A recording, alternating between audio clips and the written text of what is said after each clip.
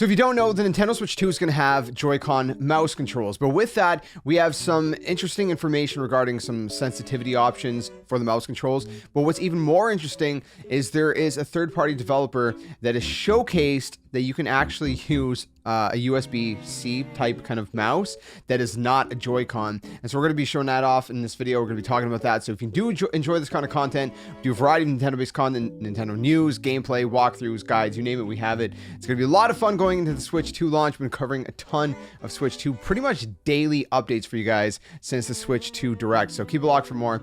Leave a like if you enjoy this one. It really helps the channel. Lets YouTube know you guys enjoy the content. Shares it with more people. So not going to waste any time. Let's start with the system settings, because Nintendo confirmed that the mouse mode will have 3 levels of sensitivity, and that's something that, you know, personally I think that's really good, because I like being able to adjust my mouse sensitivity. You know, have a mouse that I can basically change that kind of stuff on the fly.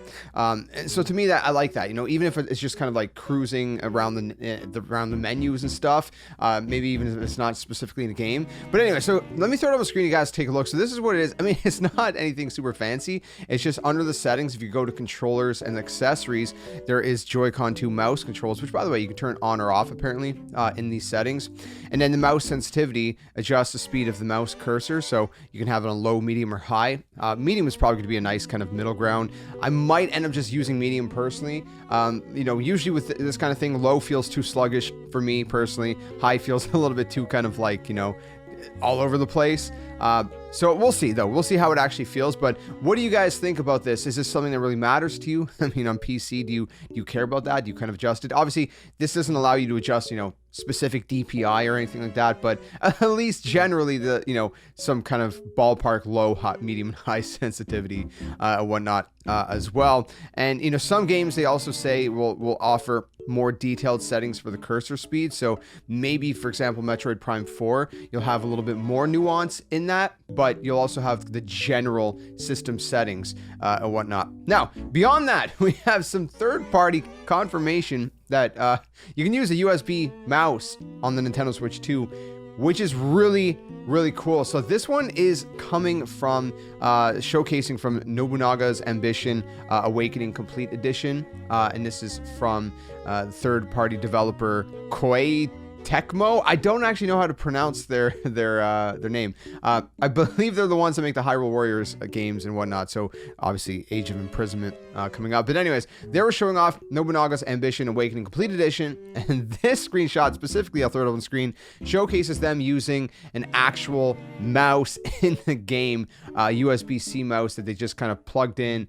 And so yeah, that basically the developers knows how a regular USB mouse will actually take priority over the Joy-Con 2 mouse controls when it's connected.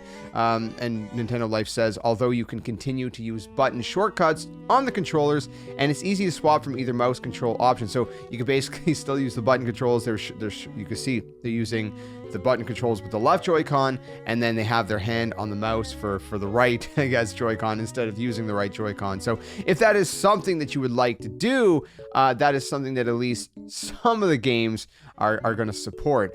Will Nintendo support that in their games? For example, could you do that in Metroid Prime 4?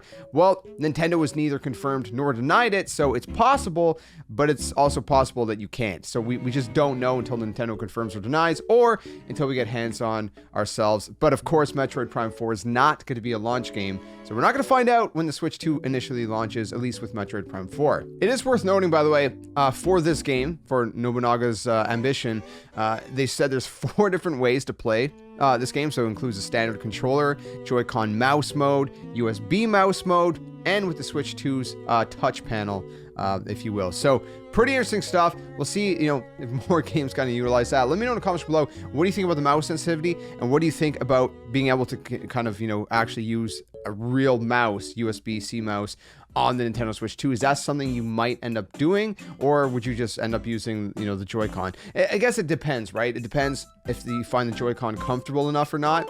Some people might say it's not comfortable enough. Some people might say it is. So I guess that might be the determining factor. But it'll also be interesting to see if Nintendo waits with some of their other games like Splatoon 3, if they're going to do an update to kind of add mouse controls, or if they're going to wait for Splatoon 4. Same thing with Mario Maker 2. Are they just going to wait for Mario Maker 4 or would they update Mario Maker 2, or sorry, Mario Maker 3, or would they update Mario Maker 2? So it'll be interesting to see how mouse controls kind of is utilized throughout different games. So yeah, let me know your thoughts. If you enjoyed this one, leave a like, subscribe for more. Until the next one, friends, game on. See you guys later.